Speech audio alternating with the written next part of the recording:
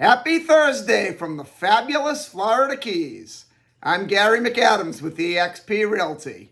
I'm starting off a little early this morning. I have to take a road trip up to Melbourne today, so I was out on the beach about 5:15 taking my morning walk. It's a beautiful day out. This is my morning market MLS update video I do every day right about this same time. I report all the new listings in Key West and the lower Keys that have come on the market in the last 24 hours. If you watch this video every day, you will know of every new listing from Big Pine Key down to Key West. That's very valuable information for a buyer to have, and it puts you ahead of most buyers. I find most buyers wait for a home to come on to Zillow or Trulia or Realtor.com or one of those websites, and a problem they face there is by the time most of those websites put a home live online, it's usually been on the multiple listing service a couple days and all the good deals are already under contract. If you have to rely on one of those sites, Zillow is probably the best about putting them on right on live time, but the MLS is always your best source. If you follow this video every day and you see something you like, you can call me right away and we'll make an appointment to go see the property. Or if you're not here locally, I'll make an appointment to go see it on your behalf. We can do a FaceTime walkthrough video. And if you like what you see, we can write up an offer and have you under contract before most buyers ever even knew the home was available for sale. You can also get a much more detailed description of these listings, including photos, if you follow my blog, keywestinvesting.com. That's updated every day from the Florida Keys multiple listing service. There's a lot more details on the blog on the homes, a lot more information on the homes, any unique feature the home might have, of things like room uses or any specialty rooms, room dimensions, photos of the inside of the home, photos of the outside of the home. If the home happens to be waterfront, it happens to have a pool, there'll be photos of the pool, photos of the water view. It's just a lot more information than I can cram into a couple-minute YouTube video. Again, that web address is keywestinvesting.com. And it's updated every day, including photographs from the Florida Keys multiple listing service. If you like this video and you want to see more videos of this nature so you know what's being listed at what price every day, please subscribe to my YouTube channel. Also click that thumbs up like symbol down below. I do a video just like this every morning so you'll know about all the new listings fresh when they come out. We had a pretty busy day today. We're back to the old days. We had 7 new listings. The last week or so, it's been 1 listing here, 2, maybe 3 there. But today we have 7 new listings between Big Pine and Key West. Before I tell you about the homes, the state of Florida's legal department has to butt in and make me cover the boring stuff. The information I'm about to give you comes directly from the Florida Keys multiple listing service. I'm not accepting any responsibility for any of these listings. I'm not claiming any of these listings to be my own listings, and I'm not accepting any responsibility for any inaccuracies there may be in these listings. I'm simply reading them to you right from the Florida Keys multiple listing service. In fact, in a day like today where we have 7 listings, you'll probably catch me glancing down a few times. I'm just looking at my computer screen to make sure I give you the right information. The first property we have is a unique house. It's in Key West's Old Town in Bahama Village neighborhood. What makes it unique is it's two structures on one property, even though it's a single family house. It's like a house with a guest cottage or a house with an in-law suite. It's a total of 4 bedrooms, 3 bathrooms, 1,045 square feet. The big house is a 3-bedroom, 2-bathroom house. And then the small cottage is a 1-bedroom, 1-bathroom house. I know a lot of people do rent them out separately, or they'll live in one and rent the other one. It's done every day. People get away with it every day, but as a realtor, I'm required to let you know that is illegal if you choose to go that way. I mean, people have done it for years, but because I know it's illegal, I have to pass that on. This one, in my opinion, even with that extra cottage, is a little overpriced. It's $1,595,000, and it doesn't have parking. Bahama Village is one of those neighborhoods where parking is key. It's really difficult to park on the street in Bahama Village. And also, Bahama Village is definitely Key West's up-and-coming neighborhood. If you wanted to put some money into Key West and sit there for a long time, Bahama Village is the place to put it. But $1,595,000 on Chapman Lane for a house that hasn't been renovated is just overpriced in my opinion. Then we go to the Casa Marina neighborhood in Key West. The Casa Marina neighborhood is one of the more sought after, more desirable neighborhoods. All the houses tend to be pretty upscale. The lots of land are usually larger. The houses are usually larger. It's very close to the beach, yet you could still walk or take a bicycle to Duval Street. It's a very quiet neighborhood. This one's a 3-bedroom, 3-bathroom, 2,361 square foot house on South Street. It's being offered at $2,849,000, which is a very good price for a house that size in the Casa Marina area. Then on South Roosevelt Boulevard in Key West's Newtown neighborhood, we have a condo and a condo complex called La Brisa. La Brisa is one of my favorite condo complexes in Key West. It's right directly across the street from Smathers Beach, which is the largest beach in all of Key West. This particular unit has direct Atlantic Ocean views.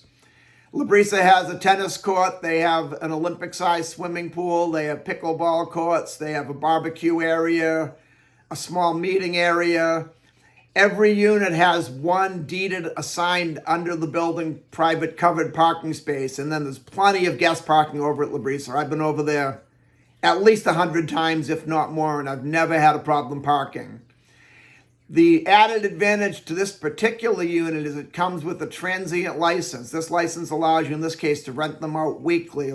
It says weekly in the MLS. I want to double check on that. I believe the La Brisa transient license are either 1 day or 3 day minimum. But because the MLS says 7 days, I'm going to go with 7. I'd rather be wrong and have you learn down the line that it's better than what I told you than be wrong and have you learn down the line it's worse than what I told you. The transient licenses lets you rent 7 or I believe 1 or 2 days at a time, when most of Key West is a 30-day minimum rental period by law. This would be an ideal rental house. It has a huge pool. It's across the street from the beach. It's less than a 5-minute ride to Duval Street. It has parking. Everything about this just says family vacation rental. It's being offered at $1,550,000, which is extremely low for a transient license place right across the street from the ocean in Key West. Then we go to Sugarloaf Key on Upper Sugarloaf Key on Aztec Street. There's a 2-bedroom, 3-bathroom, 1,110 square foot house. This one is on a dry lot. It's not a canal house. Aztec is in a neighborhood right near the Sugarloaf School. A lot of the families live back there. A lot of the school teachers live back there. Then a lot of your Key West working professionals live there because the prices are a little bit lower than most of Sugarloaf. This one's being offered at $649,000, which is an excellent price for a house that size. And it's also only about a 20-minute drive into Key West and probably a 30-minute drive to Marathon. So it's a good location, a good house. Aztec is one of the nicer streets on Upper Sugarloaf and priced at $649,000 for a house in the Florida Keys. You can't go wrong. Then on Ramrod Key in a section called Breeze Swept Beach Estates, there's a 2-bedroom, 2-bathroom, 1,116 square foot canal front house on Cayman Lane. This house has an in-ground pool right on the water and a boat lift. There's Florida Keys living for you. Sitting in your pool on the water, getting out of the pool, jumping on the boat, and going out for a day on the water. Breeze Swept Beach is a nice, well-kept community. Most of the people that live there are year-round residents. There's a few vacation homes and vacation rentals scattered throughout, but mostly it's year-round residents. All upscale homes. You have very good boating in Breeze Swept Beach. It's an easy, quick shot right out to Lou Key Reef if you want to do some diving or snorkeling. Lou Key Reef, in my opinion, is the best reef there is in the Keys.